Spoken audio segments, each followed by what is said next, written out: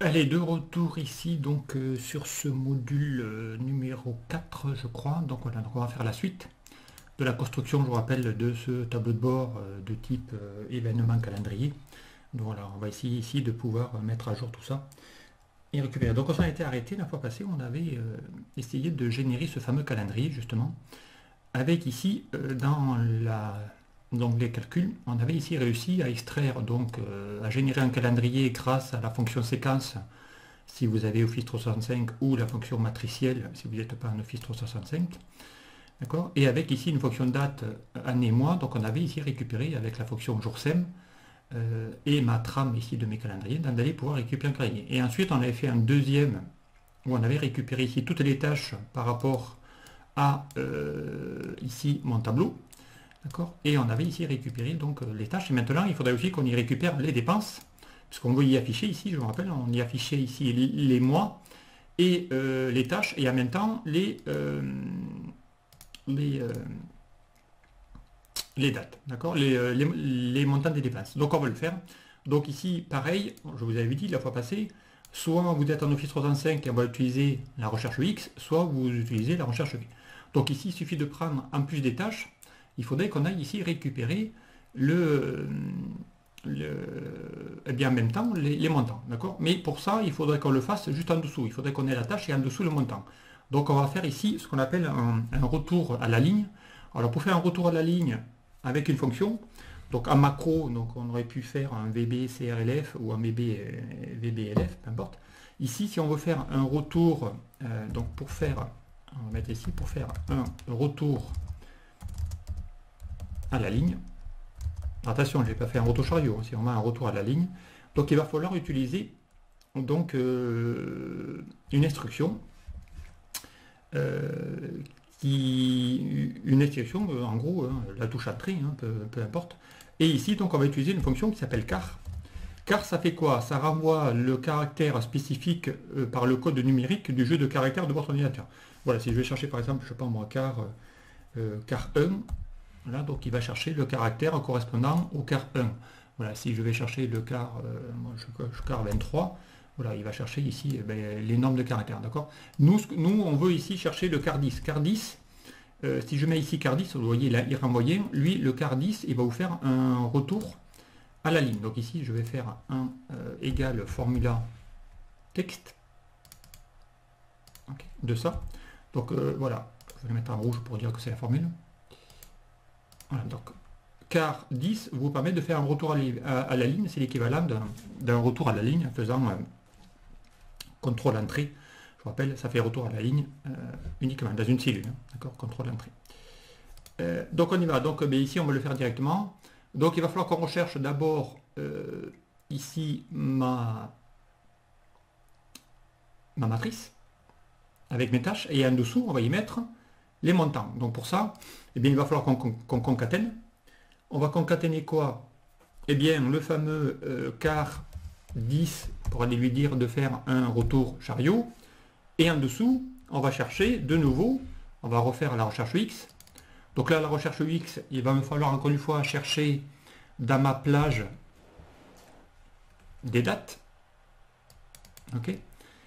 Et ici, il va falloir qu'il retourne, ce coup-ci, non pas ma plage, donc ici, je vous rappelle, on avait créé des plages nommées, ma plage des dépenses, des montants, d'accord. Et je ferme, alors pareil, là aussi, on va mettre ici, voilà, donc ma plage des dépenses, ah oui, pardon, il va falloir qu'il aille chercher ici la date, autant pour moi. On va chercher ici la date. Ensuite, il va vous demander le tableau de recherche, le tableau renvoyé. Si pas trouvé, on met champ vide. Sinon, on met, sinon non, sinon on va lui dire qu'il a cherché la vraie correspondance. Ok. Donc si je fais OK, donc là il ne va pas afficher grand chose. Mais si je tire ici la petite poignée de recopie vers la droite, donc là il va bien y mettre le montant. Ici, directement, la tâche et à côté le montant. D'accord. Et ça, il faut qu'il le fasse aussi sur les deux. D'accord. Et on va lui dire essayer de faire un petit renvoi à la ligne pour qu'il le fasse automatiquement, donc pour qu'il mette les montants. D'accord. Donc là maintenant il va le faire, il va mettre les montants en dessous. Évidemment, tant que je ne fais pas le renvoi à la ligne, il ne va pas le faire, il va les mettre côte-côte. D'accord, il faut faire le renvoi à la ligne ici, pour toutes mes cellules, ici, pour qu'il y mette les tâches, et ensuite en dessous, qui va mettre le montant. Donc ici, vous mettez les montants pour chaque entité. D'accord. Si ce n'est que moi, les montants, je les veux en euros et avec les séparateurs de milliers.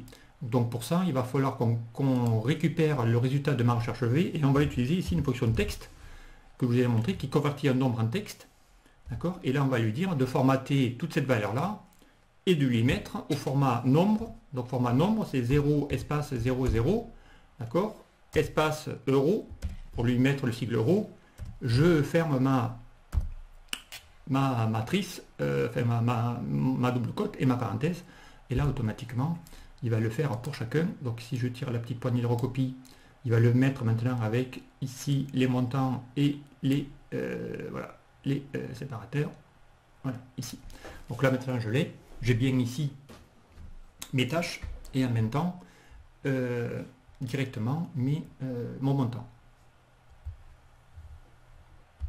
Allez, donc maintenant, maintenant il va falloir qu'on essaye un petit peu de faire en sorte à ce que mes tableaux soient voilà, à peu près tous comme ça. Ici, on n'a pas pu, donc là encore une fois, il va falloir ici qu'on prenne toutes ces dates-là et qu'on les mette à peu près en équivalent pour voir à peu près voilà, toutes les tâches. Donc il faudra bien élargir ici au bon format mes tables pour qu'on puisse ici lui mettre la tâche. Et à côté, donc là il y a des petits préformats, mais après vous allez voir qu'une fois que ça sera fait, ça sera fait. Ok. Ok. Si on met à mettre plusieurs, on pourrait mettre ça comme ça. Ok. Donc là du coup on va avoir ici les tâches et en dessous les montants. D'accord. Pour chacun de mes journées que vous avez ici dans mon calendrier. Donc quand il n'y en a pas, il ne mettra rien, parce que derrière il va chercher toutes les tâches qu'il va y avoir ici dans le mois de janvier. Si je vais maintenant moi chercher le mois de février, automatiquement il va chercher toutes les tâches du mois de février. D'accord. Si je vais chercher ici le mois de juin, il va chercher toutes les tâches du mois de juin. Donc on les a ici. D'accord. Avec leur montant et les différentes tâches. Ici tâche 3, tâche 15 pour 4000 et quelques. D'accord. Alors si vous voulez après formater tout ça bien comme il faut, on peut le mettre au milieu, d'accord, directement. Ok. Voilà, ici maintenant j'ai mes données, maintenant il va falloir qu'on y mette aussi les dates. Et là on va récupérer donc la dernière trame, et là ça va être assez simple. Donc on va récupérer ici maintenant la trame finale. Donc on va faire CTRL-C ici et CTRL-V. D'accord. Et ici ça va être récupère trame finale. Okay. Alors pour récupérer la trame finale, eh bien pareil, on va y mettre ici l'heure. D'accord. On va y mettre mardi. Alors si je veux ici, là on va lui mettre, on va préparer le tableau pour que ça soit bien formaté. On va mettre en gras, on va mettre ici peut-être pourquoi pas une petite couleur fond bleu. On va mettre ça en blanc, j'en sais rien. On va changer ici les couleurs, on va mettre au format en question. Voilà. Ok. Donc là, on va y mettre ici les données. Et là, il va falloir que j'aille récupérer. Et là, pareil, il va falloir que j'aille concaténer là aussi ma date, parce que je l'avais en haut. Et en dessous, il faudrait que j'y mette aussi mes tâches et mon montant. D'accord.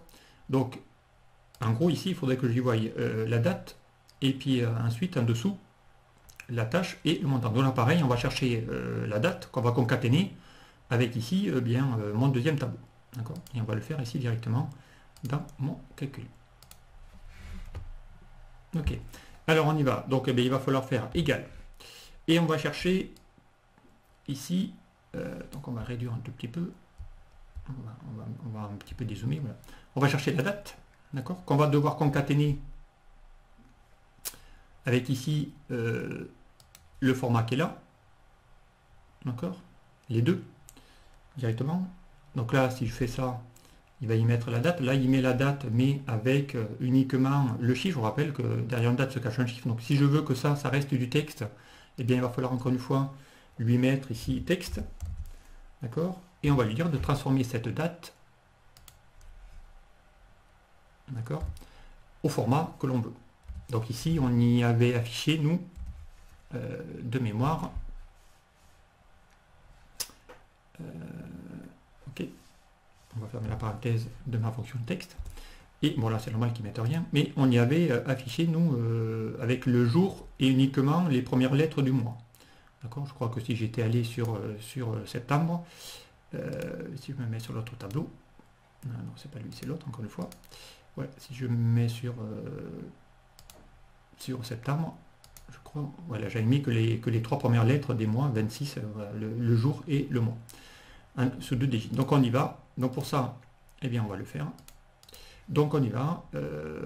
Eh bien on va récupérer ici, dans l'autre plateau. Voilà.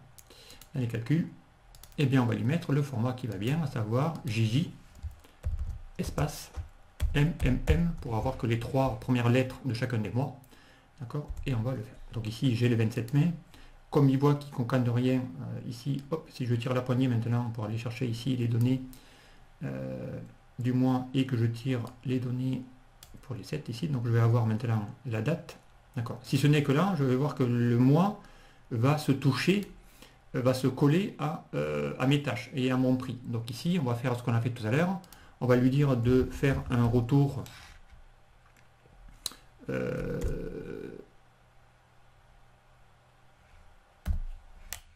et de concaténer derrière la donnée. D'accord. Donc là, vous allez voir que maintenant, eh bien, il va pouvoir le mettre maintenant sur 2 niveaux. D'accord. Et ça, il faut le faire, pardon, je ne l'ai pas fait au bon endroit, mais on va mettre car de retour à la ligne, concaténé par mon texte, ici. Okay. Donc il va mettre les lettres en haut, on va tirer, et il va descendre, d'accord, directement ici. Et si je prends ici mes lignes et que je tire un petit peu, voilà, pour essayer de mettre quelque chose d'assez joli. Okay. Et pour séparer mes dates de mes tâches, ok, et bien ici on va lui dire de faire un rept, on va lui dire de répéter 2 fois la même chose. Donc rept, ça vous rappelle, ça permet ici de pouvoir répéter un texte plusieurs fois. Donc on va lui faire un rept. Rept de quoi? De ch10, point virgule 2, on va le faire 2 fois. En gros, on lui demande de faire 2 retours à la ligne et on fait OK. Comme ça, la date va être totalement en haut. OK, on va refaire ça. Hop, là, vous voyez que là, le fait de faire un retour à la ligne va permettre de mettre les dates tout en haut et de faire une petite séparation entre la date, ma tâche et mon montant. Ma date de retour à la ligne. Et ici, pareil. D'accord. Donc on va faire ici directement. Et pour ça, bien pareil, si on veut que ce soit à peu près équitable, on va le mettre voilà, à peu près comme ça. Après, on pourra ici dessiner le chemin directement. OK. Voilà, ben maintenant, on a ici notre tableau. Allez, on va lui faire un joli calendrier. Maintenant, on va faire un peu de présentation. D'accord. Directement. Alors, j'espère que je n'ai pas oublié une ligne. Normalement, non. Si, on avait oublié une ligne. Donc là, j'ai oublié une ligne. Alors, est-ce qu'il y a la formule ici? Oui. Donc là, j'ai pas tiré la formule assez basse. On va la tirer pour qu'elle aille chercher aussi les derniers jours. D'accord. Là, pareil. Voilà. Okay. Donc, si je vais chercher un autre mois pour dire que c'est qu'ici on avait commencé voilà, le mois d'avril.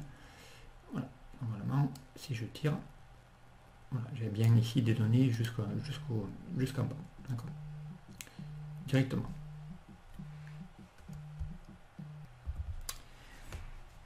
Alors maintenant, donc on va faire un peu de mise en forme dans ce tableau. Donc ici, on va prendre ici tout ce tableau-là. On va faire une mise en forme jusqu'ici. Donc il nous faut bien nos 6 lignes. 1, 2, 3, 4, 5, 6.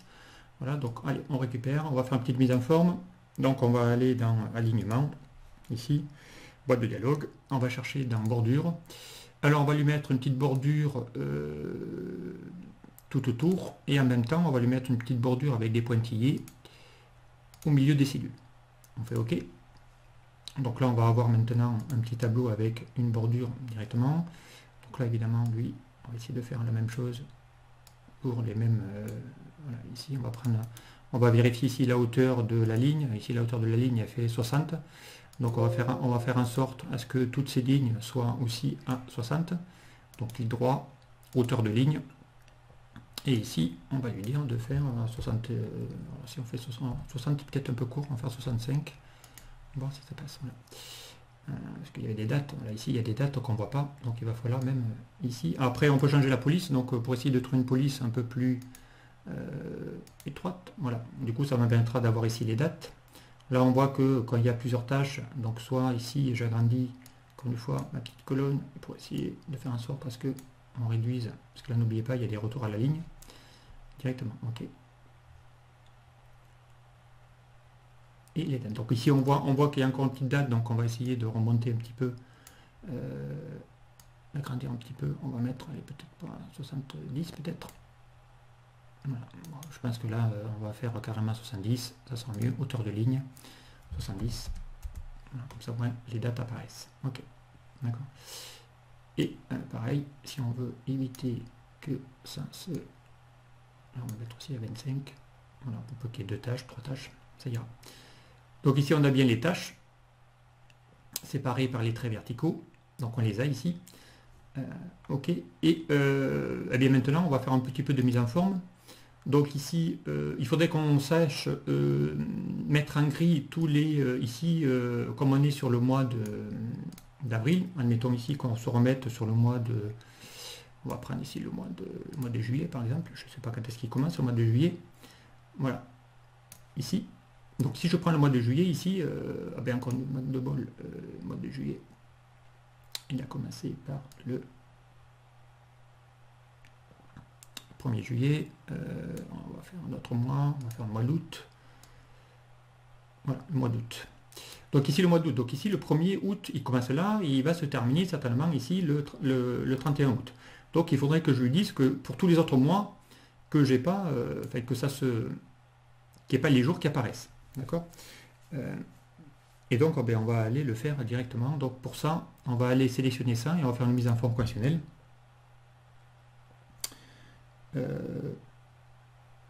Et on va lui faire ici une petite nouvelle règle. D'accord. Et ici, on va lui créer une formule. D'accord. Utiliser une formule pour déterminer quelle sera la mise en forme à appliquer.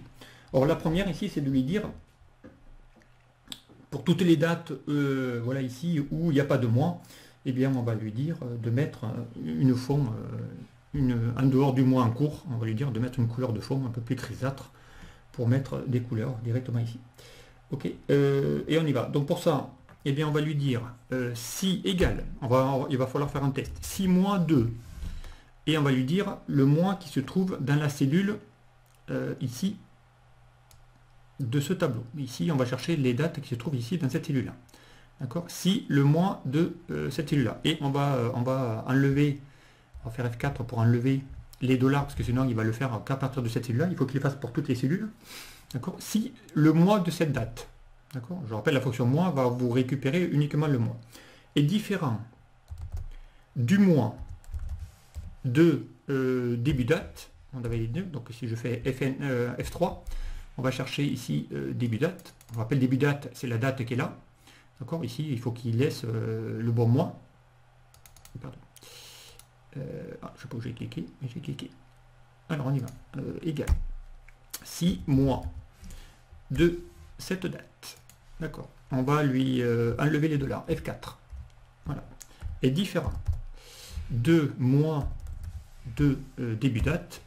Alors F3, encore une fois, pour aller avoir la liste des hébergements, début date, voilà, je ferme la parenthèse.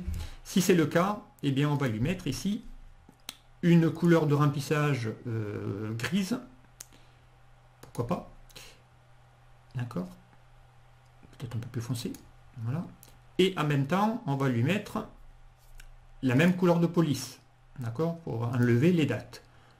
Mettre ici même couleur de police, d'accord, comme ça gris sur gris ça se verra pas. Voilà, et ici moi effectivement il me manque la fin de la parenthèse et on fait OK. Donc là automatiquement dans mon planning il ne va plus que vous afficher que les mois concernant le mois en cours et pas les autres, donc les autres il va les masquer directement, d'accord. Puis on a fait les deux, ok. Une fois qu'on a fait ça, on a ici notre planning qui a été réalisé. on pourrait maintenant eh bien, lui dire de récupérer ça dans un tableau de bord directement, et on pourra après le faire, le rendre dynamique. Donc là, lui, normalement, ça doit, si je vais chercher un autre mois, le mois d'octobre, voilà, je vais chercher le mois d'octobre, et automatiquement, il va chercher tout le mois d'octobre, donc ça a bien commencé le premier, et ici, on a bien ici les données de mon calendrier qui s'affichent. D'accord.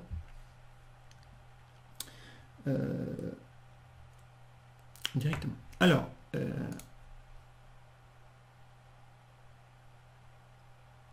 ici, évidemment, pour les dates, on va essayer de faire après l'améliorer. Donc ici, il faudrait qu'on remette même une condition ici pour lui dire que s'il ne trouve pas,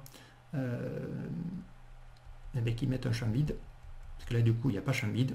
Parce que si je vais ici récupérer égal la cellule qui est là, là, il va vous dire, voilà, qui a été... voilà, si on lui affiche ici les valeurs...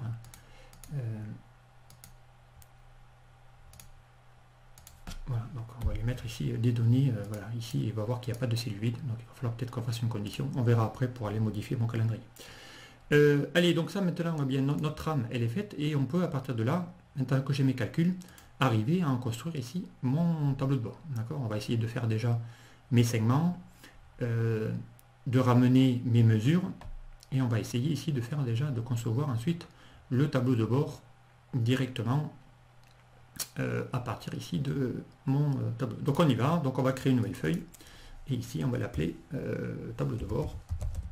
Tableau de bord. Ok. Alors il va nous falloir nous ramener ici, nous faire déjà un premier, nous ramener ici nos critères de filtre. D'accord. Donc ici j'avais fait, je crois, hop. Alors pour les tableaux de bord, encore une fois, on va préparer, hein, comme d'hab. Il faut essayer de faire en sorte à ce que ça ne dépasse pas les 100% ici, hein, ça s'arrête en colonne X. Faites toujours en sorte à ce que vos tableaux de bord ne dépassent pas la largeur de votre écran, que vous n'ayez pas à chaque fois à manipuler vos tableaux à droite à gauche, de jouer de la souris pour aller hop, chercher la fin de mes indicateurs. Par contre, la souris, on peut descendre facilement et remonter avec la molette, mais par contre, tant que vous n'avez pas de molette qui permet d'aller à droite, faites en sorte à ce que tout votre planning se fond ici nettement. Donc là, pareil, on va faire en sorte à ce que tout se mette dans une forme. Donc là, on va faire insertion, on va insérer une petite forme, voilà, et on va essayer de dessiner ici une forme. Donc ici, on va mettre mes critères.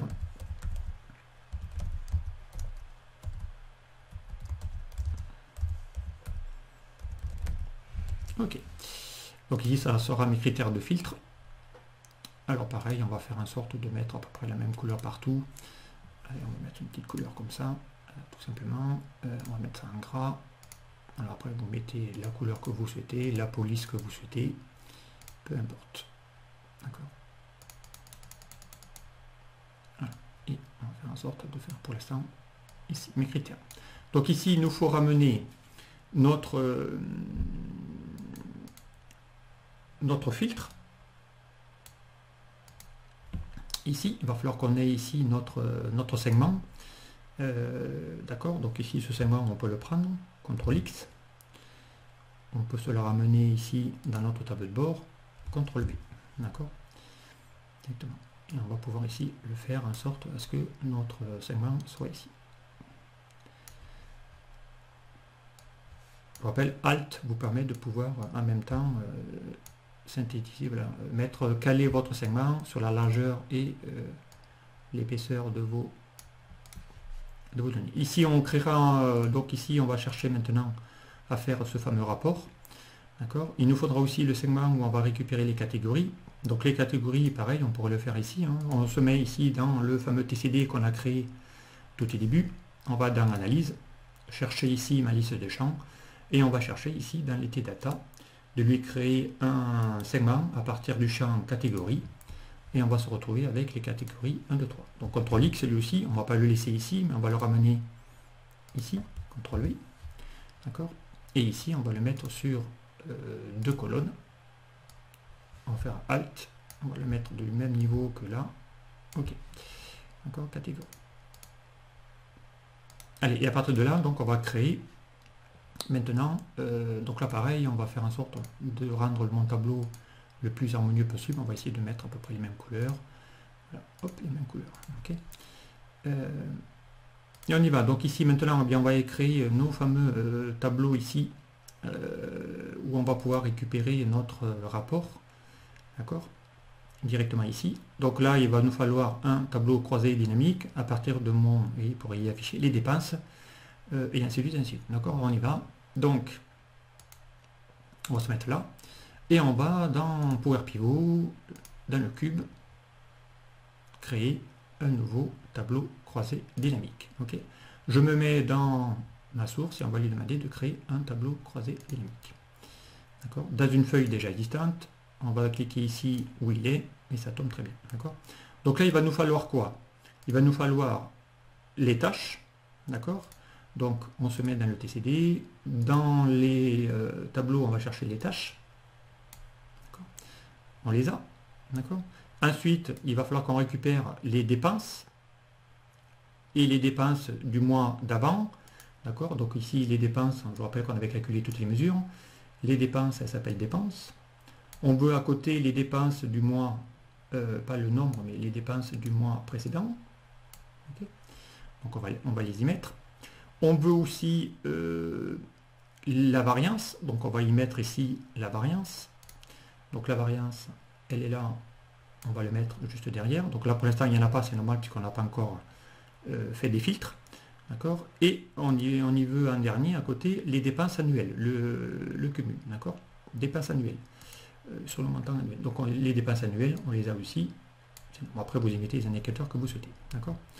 Donc ici, on va mettre les tâches.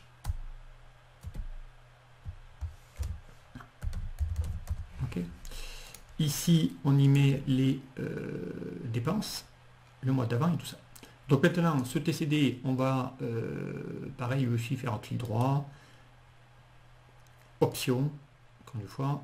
Et là, on va lui dire de ne pas ajuster, et lui, on va lui donner un nom qui va s'appeler TCD, on est d'accord, rapport mensuel. Rapport mensuel, voilà, tableau de bord, TDB. Ok, donc on y va. Enfin, ici, c'est le rapport tâche mensuel, plutôt. Tâche mensuel. Ok. Après, on peut lui dire que c'est dans la feuille des tableaux de bord, elle le saura aussi. On fait OK. Donc maintenant, il va falloir prendre ce fameux segment, moi, qui lui déjà est connecté avec les deux, donc on va lui dire qu'il connecte aussi lui. Donc maintenant, quand je vais faire OK, comme il y a le mois d'octobre, là on va avoir maintenant toutes les données des dépenses du mois d'octobre, avec les dépenses du mois de septembre, puisque c'est les dépenses du mois d'avant, les variances pour chacun, et également ici, le total cumulé, d'accord, de l'année, toujours pareil, quelle que soit la tâche. Donc voilà. Et ici pour le mois de mai, et ici pour le mois de tout le monde, ici on les a tous, d'accord. On les a. Ensuite, eh bien on va mettre ça aussi avec un petit peu de présentation. Donc on va aller dans création, on va essayer de trouver la même couleur à peu près. On va choisir lui, si on reste dans les mêmes coloris. D'accord. On les a ici les tâches. D'accord. Alors on pourrait après ça, hop, faire comme on l'a fait tout à l'heure.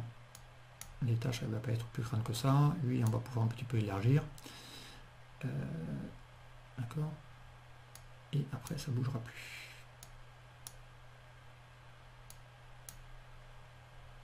Il dépense à vue. Okay. Alors, donc, alors on pourrait aussi mettre un petit peu de format. Mettre ça aussi en gras, centré. On va changer aussi la police. Voilà, pourquoi pas. Et pourquoi pas changer aussi la couleur de fond si on veut garder le même thème. D'accord. Ça marche. Ok, donc là maintenant on pourrait lui dire de faire ici pareil une mise en forme conditionnelle. Donc on va chercher ici la plage, mise en forme conditionnelle, nouvelle règle, ou même barre de données, on va mettre une petite barre de données, on va mettre auto-règle, pour lui dire de mettre une petite barre, alors peut-être pas d'une couleur aussi grosse que ça, parce que sinon ça va pas se voir. On va mettre une petite barre, grisâtre, avec ici une bordure de type blanche, pour ne pas que ça soit trop trop complet. Et surtout ici, hein, là c'est une nouveauté aussi que vous avez avec maintenant Power Pivot, c'est que vous pouvez maintenant lui dire, quel que soit, pour ne pas savoir, parce que là ici il le fait que sur certaines lignes, mais là il faudrait qu'il le fasse à chaque fois qu'il y a une tâche, il faudrait qu'il le fasse automatiquement et qu'il s'ajuste, pas sur uniquement les cellules sélectionnées. Et je fais OK. Donc là il va vous mettre ici une petite couleur qui va vous colorier ici le fond. Alors a priori la couleur, elle ne se voit pas des masses. Modifier, on va lui mettre une petite couleur plutôt grisâtre. Alors peut-être pas aussi forte que ça, mais peut-être elle. Voilà. Si je fais OK, si je fais OK. Voilà, là maintenant on a bien des petites couleurs en face. D'accord. On pourrait le faire aussi sur les dépenses annuelles pour faire un petit peu d'ajustement. Donc là pareil, nouvelle règle, barre de données, autre règle. On va lui faire une petite barre à elle aussi comme ça, avec une bordure blanche. OK. Et surtout sur toutes les données. Et on fait OK. Voilà. Comme ça on voit que la tâche 7, c'est l'une des plus importantes. On voit que ça varie quand même pas mal. OK. Directement. Donc là on va aller voir. Et on va le faire aussi pour ici des petits indicateurs aussi pour cette colonne là. Donc on le fait aussi. Mise en forme conditionnelle. Là on va lui dire de mettre un jeu d'icônes. Alors moi j'ai mis, je crois, je ne sais plus ce que j'avais mis. J'avais mis lui ou lui, quand tout va bien, le petit tilde. Voilà, sinon on pourrait lui mettre la petite coche ou pas, peu importe, c'est vous qui voyez. Donc on va prendre celle-là. Donc là, attention, il va falloir qu'on change la mise en forme. Donc on va gérer la règle. On va la chercher, modifier la règle. Là, il faut qu'il le fasse aussi pour toutes les tâches.